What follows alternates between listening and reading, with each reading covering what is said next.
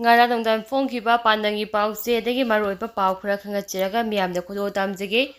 Manipur da Ahanba oina property tax thiba houkhre Manipur Municipalities Property Tax Rule 2019 gi makhada Manipur gi Ahanba oina business tawba mioi amane advance oina property tax piba houkhre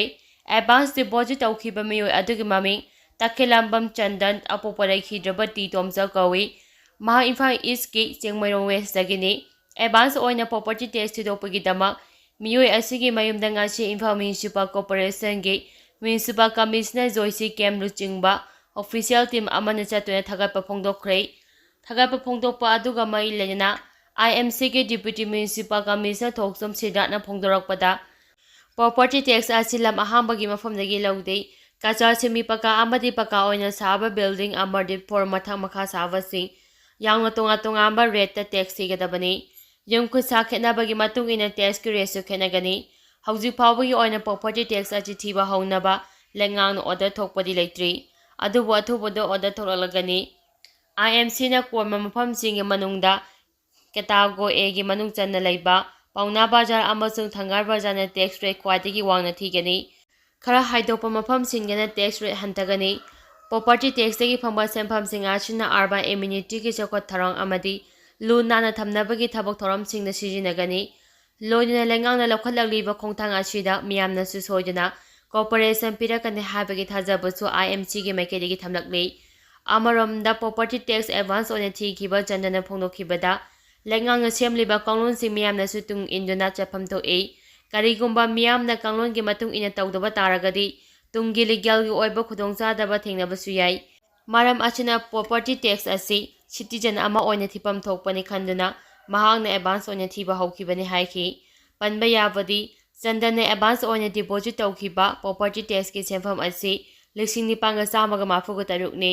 mahangna advance thibagi demak mahaki apunba sempham dagi Zada kun taraga thian kibani hariba property tax asi sai khudingi thigadabani hairi Jun mari da bot masing thinaba sem saba lore Kiran Kumar state asi gi oina taraga ni pansu ba lok sabha mikhal gi bot masing thinaba section thorang sing lokhat par loire Jun mari dagi ayu pung nipan dagi hauduna district mari da Inner Manipur Parliamentary Constituency gi apunba assembly constituency kuntraga ni thoi gi bot masing thiragani Pamdaba thokdoksin thokkanaba maro ahum thokna achepa security thamduna section thorang lakhatlagani haina Inner Manipur Parliamentary Constituency gi retiring officer TS Kiran Kumar na phongdorakli lampe pata laiba DC office ki courtroom da ngasi pangthokiba paugi mifam amada ROTH Kiran Kumar na phongdokibada lakliba Jun mari gi ayupung nipan dagi hauduna state asigi district mari da Inner Manipur Parliamentary Constituency gi AC kuntragani thoi gi taragan pansubu Lok Sabha mikhal gi boy masing thiragani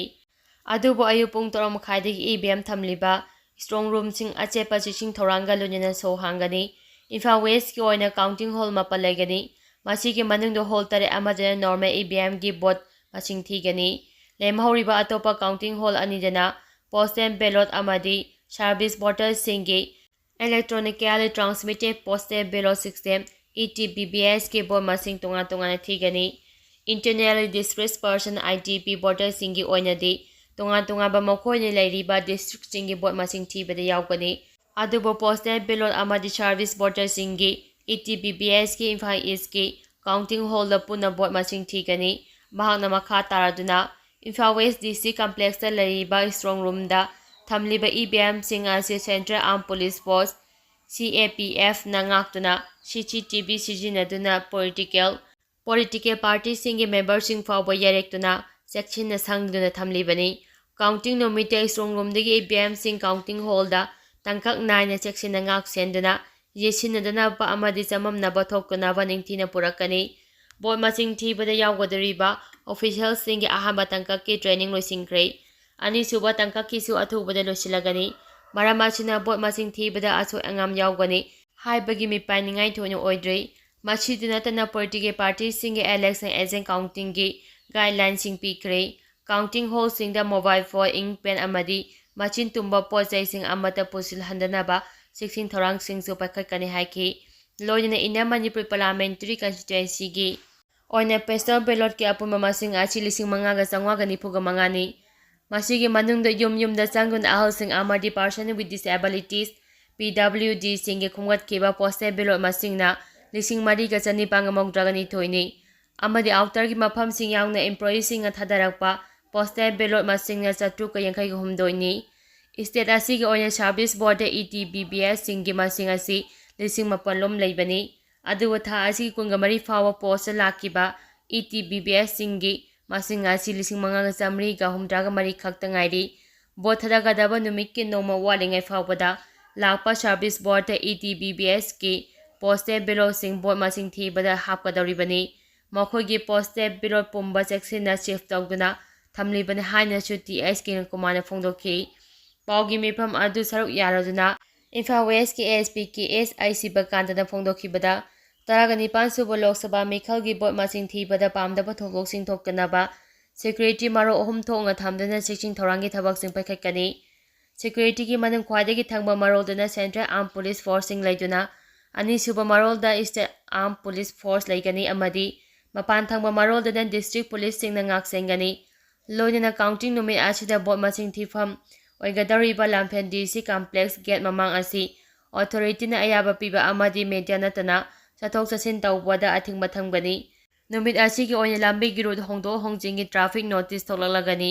ꯃꯤꯌꯥꯝꯅꯁꯨ ꯅꯨꯃꯤꯠ ꯑꯁꯤꯗ ꯄꯥꯝꯗꯕ ꯊꯧꯗꯣꯛꯁꯤꯡ ꯊꯣꯛꯇꯅꯕ ꯍꯣꯠꯅꯃꯤꯟꯅꯁꯤ꯫ ꯀꯔꯤꯒꯨꯝꯕ ꯄꯥꯝꯗꯕ ꯊꯧꯗꯣꯛ ꯊꯣꯛꯂꯛꯄ ꯌꯥꯕꯒꯤ ꯆꯤꯡꯅꯕ ꯃꯐꯝ ꯂꯩꯔꯕꯗꯤ ꯗꯤꯁꯇ꯭ꯔꯤꯛ ꯄꯨꯂꯤꯁ ꯑꯃꯗꯤ ꯑꯦꯗꯃꯤꯅꯤꯁꯇ꯭ꯔꯦꯁꯟꯗ ꯄꯥꯎ ꯐꯥꯎꯕꯤꯌꯨ꯫ ꯃꯔꯤ ꯂꯩꯅꯕꯁꯤꯡꯒꯤ ꯃꯥꯏꯀꯩꯗꯒꯤ ꯆꯦꯛꯁꯤꯟ ꯊꯧꯔꯥꯡꯁꯤꯡ ꯃꯇꯝ ꯆꯥꯅ ꯂꯧꯈꯠꯆꯒꯦ ꯍꯥꯏꯈꯤ꯫ ꯃꯅꯤꯄꯨꯔꯒꯤ ꯂꯅꯥꯏ ꯁꯦꯀ꯭ꯌꯨꯔꯤꯇꯤ ꯄꯔꯁꯣꯅꯦꯜꯁꯤꯡ ꯃꯄꯥꯟ ꯂꯝꯗ ꯄꯥꯝꯅꯕꯒꯤ ꯆꯥꯡ ꯍꯦꯟꯒꯠꯂꯛꯂꯤ꯫ ꯁꯅꯥꯖꯥꯎꯕ ꯃꯅꯤꯄꯨꯔꯒꯤ ꯂꯅꯥꯏ ꯁꯦꯀ꯭ꯌꯨꯔꯤꯇꯤ ꯄꯔꯁꯣꯅꯦꯜꯁꯤꯡꯅ ꯏꯟꯗꯤꯌꯥꯒꯤ ꯇꯣꯉꯥꯟ-ꯇꯣꯉꯥꯟꯕ ꯁ꯭ꯇꯦꯠꯁꯤꯡꯗ ꯂꯩꯔꯤꯕ ꯑꯆꯧꯕ ꯀꯝꯄꯅꯤꯅ ꯊꯕꯛ ꯇꯧꯕꯒꯤ ꯆꯥꯡ ꯍꯦꯟꯒꯠꯂꯛꯄꯗ ꯅꯠꯇꯅ ꯄꯥꯝꯅꯕꯒꯤ ꯆꯥꯡꯁꯨ ꯍꯦꯟꯒꯠꯂꯛꯂꯤ ꯍꯥꯏꯅ ꯔꯥꯖ꯭ꯌ ꯁꯚꯥꯒꯤ ꯑꯦꯝ.ꯄꯤ. ꯂꯩꯁꯦꯝꯕ ꯁꯅꯥꯖꯥꯎꯕꯅ ꯐꯣꯡꯗꯣꯛꯈ꯭ꯔꯦ꯫ ꯗꯤ ꯃꯦꯅꯦꯖꯃꯦꯟꯠ ꯑꯣꯐ ꯍꯣꯝꯂꯦꯟꯗ ꯒ꯭ꯔꯨꯞꯅ ꯁꯤꯟꯗꯨꯅ ꯅꯨꯃꯤꯠ 10ꯅꯤ ꯆꯨꯞꯅ ꯄꯦꯂꯦꯁ ꯀꯝꯄꯥꯎꯟꯗ ꯂꯩꯕ ꯃꯍꯥꯔꯥꯖ ꯕꯨꯙꯆꯟꯗ꯭ꯔ ꯀꯣꯂꯦꯖꯇ ꯆꯠꯊꯔꯛꯄ ꯑꯍꯥꯟꯕ ꯕꯦꯆꯀꯤ ꯁꯦꯀ꯭ꯌꯨꯔꯤꯇꯤ ꯇ꯭ꯔꯦꯅꯤꯡ ꯂꯣꯏꯁꯤꯟꯕꯒꯤ ꯊꯧꯔꯝꯗ ꯃꯍꯥꯛꯅ ꯋꯥꯐꯝ ꯑꯁꯤ ꯐꯣꯡꯗꯣꯛꯈꯤꯕꯅꯤ꯫ ꯊꯧꯔꯝ ꯑꯗꯨꯒ ꯃꯔꯤ ꯂꯩꯅꯅ ꯂꯩꯁꯦꯝꯕ ꯁꯅꯥꯖꯥꯎꯕꯅ ꯃꯈꯥ ꯇꯥꯅ ꯐꯣꯡꯗꯣꯛꯈꯤꯕꯗ ꯑꯐꯕ ꯁꯦꯀ꯭ꯌꯨꯔꯤꯇꯤ ꯄꯔꯁꯣꯅꯦꯜ ꯑꯃ ꯑꯣꯏꯕꯗ ꯊꯃꯣꯏ ꯁꯦꯡꯕ ꯑꯃꯗꯤ ꯊꯛꯁꯤ-ꯈꯥꯁꯤ ꯉꯥꯛꯅ ꯆꯠꯄ ꯃꯊꯧ ꯇꯥꯏ꯫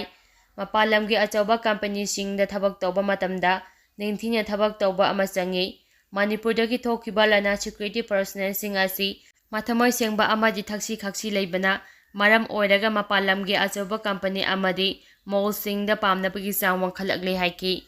ꯊꯧꯔꯝ ꯑꯗꯨꯗ ꯃꯅꯤꯄꯨꯔ ꯐꯥꯌꯔ ꯁꯥꯔꯚꯤꯁꯀꯤ director L. Nabachandra, Manipur police traffic ꯀꯟꯇ꯭ꯔꯣꯜꯒꯤ ꯑꯦꯁ.ꯄꯤ. ꯑꯦꯁ.ꯑꯩꯆ. ꯔꯨꯝꯄꯪꯀꯁꯥꯔ, ꯑꯍꯥꯟꯕ ꯃꯅꯤꯄꯨꯔ ꯔꯥꯏꯐꯜꯁꯀꯤ commandant doctor S. Ibomcha, social scientist doctor Dhanabir Raisham ꯌꯥꯎꯅ ꯃꯤꯑꯣꯏ ꯀꯌꯥꯁꯨ ꯁꯔꯨꯛ ꯌꯥꯈꯤ꯫